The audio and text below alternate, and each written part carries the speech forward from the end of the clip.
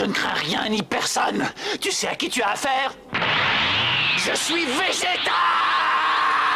Vegeta, c'est sans doute le personnage qui a eu l'évolution la plus intéressante dans DBZ. Il est passé de ce guerrier impitoyable et sanguinaire à un homme bon qui prend soin de sa famille. Donc cela prouve que tout le monde peut devenir une meilleure version de soi-même. Néanmoins, cela ne fait pas de Vegeta un homme parfait. Il a eu des comportements qu'un adulte n'est pas censé avoir, et n'ayons pas peur des mots, avoir un comportement de gamin. Comme la fois où il a refusé de fusionner avec Sangoku parce que ouin, tu ne m'avais pas dit que tu pouvais te transformer en Super Saiyan 3. Et si tu connais l'histoire, ce n'était pas le moment de faire un caprice par ego. Alors dans cette vidéo, je vais t'expliquer 5 erreurs qu'a commis Vegeta et comment tu peux toi-même les éviter dans ta propre vie. 1. Il ne sait pas reconnaître ses limites. Vegeta a très souvent prêché par orgueil parce qu'il essaie de se rassurer en se disant qu'il est le meilleur. Cependant, lorsque C18 lui a cassé le bras, il a pris une première dose de réalité. Mais ça n'a pas suffi, car il a laissé Cell avaler C17 parce qu'il se sentait tellement fort qu'il s'est encore une fois surévalué et il s'est dit « je vais le défoncer de toute façon ». Alors qu'on parle de l'avenir de la Terre et que ce n'est clairement pas le moment. Évidemment, Vegeta s'est fait défoncer et ça a compliqué la situation, car Vegeta est orgueilleux, c'est-à-dire qu'il surévalue ses réelles capacités.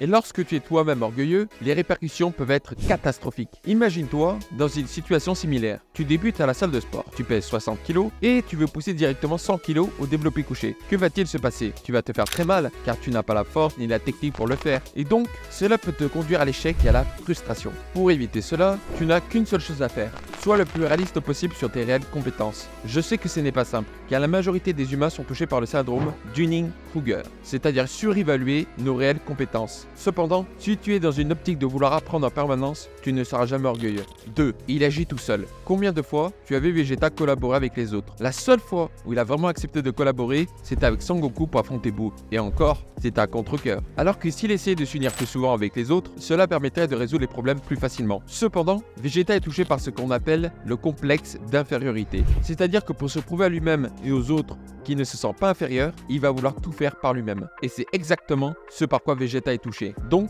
ses actions ont non seulement mis en péril ses propres chances de succès, mais aussi celles du groupe. Imagine une situation similaire dans ta vie. Tu travailles avec 3 amis à toi pour lancer un business de dropshipping, mais tu te dis « je vais tout faire tout seul car je sais mieux le faire qu'eux ». Mais la réalité, c'est que tu n'avanceras pas car tu ne peux pas tout faire tout seul. Alors que si tu laissais chacun de tes potes s'occuper d'une seule tâche, vous avancerez beaucoup plus vite. Donc ce que tu dois retenir, c'est « demande de l'aide quand tu en as besoin ». N'essaye pas de te comporter comme un mal alpha « je n'ai besoin de personne ». Arrête de te mentir à toi-même. Il n'y a aucune honte à demander de l'aide lorsque c'est nécessaire. Comme on dit, seul on va vite, ensemble on va plus loin. 3. Laisser son passé le définir. Vegeta a longtemps laissé son passé, son héritage de Saiyan, dicter ses actions et son attitude, l'empêchant de se développer pleinement. Cela vient en bonne partie au fait que Freezer ait exterminé son peuple. De ce fait, Vegeta a perdu ses repères et les personnes qui comptaient pour lui. Il s'est dit que pour son peuple existe à travers lui, il se devait de poursuivre leur destinée. Mais c'est une grave erreur d'agir comme ça. Car lorsqu'on est prisonnier de son passé, on ne peut pas évoluer, puisqu'on évolue dans une période qui n'existe plus.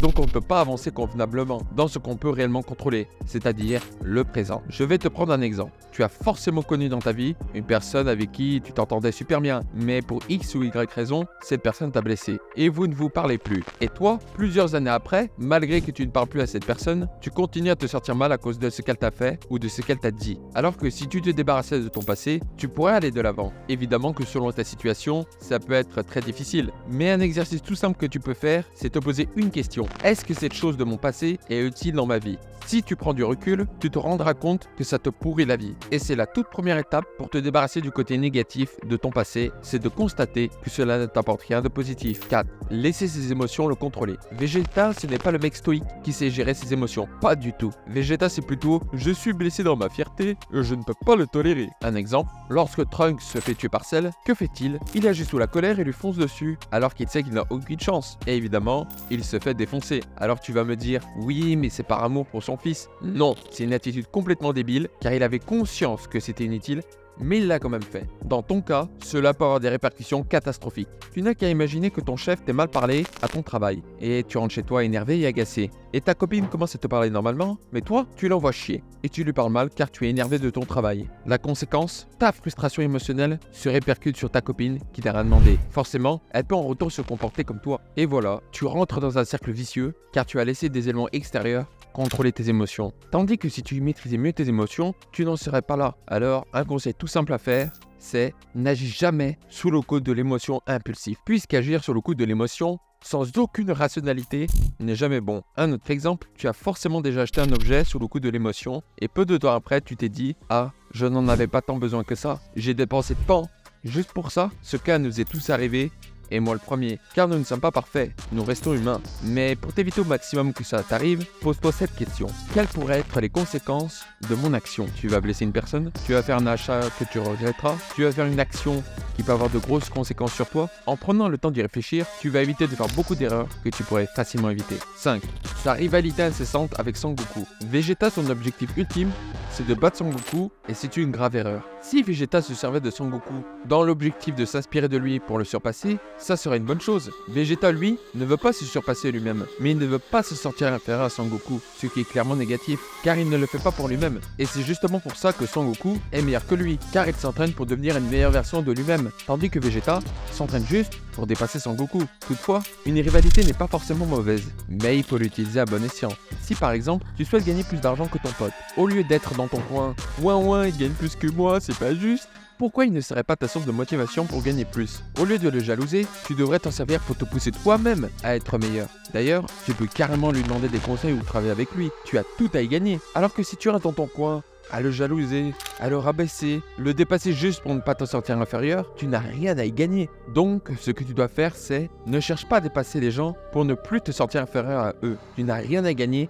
et tout à y perdre. À la place, tu dois t'inspirer des autres pour te dépasser toi-même. Conclusion. Vegeta, c'est le personnage qui a le plus évolué dans la saga Dragon Ball. Il est passé d'un guerrier froid et impitoyable en un bon père de famille. Cependant, Vegeta a toujours gardé certains traits de sa personnalité, que ce soit en bien ou en mal. Donc, les 5 erreurs que tu dois éviter sont: sois le plus réaliste possible sur tes réelles compétences, demande de l'aide quand tu en as besoin, est-ce que cette chose de mon passé est utile dans ma vie, n'agis jamais sous le coup de l'émotion impulsive, ne cherche pas à dépasser les gens pour ne plus te sentir inférieur à eux. Donc j'espère que tu éviteras au maximum de commettre ces erreurs qui sont facilement évitables. D'ailleurs, si tu veux que j'analyse un autre personnage d'anime, dis-le moi en commentaire. Et si tu souhaites optimiser ta confiance en toi, tu peux télécharger gratuitement mon guide ultime sur la confiance en soi, qui va t'apprendre la vraie définition de la confiance en soi, comment l'être en permanence, comment l'améliorer facilement en 5 astuces. C'est le premier lien dans la description. C'était l'action suite tes pensées, prends soin de toi, ciao.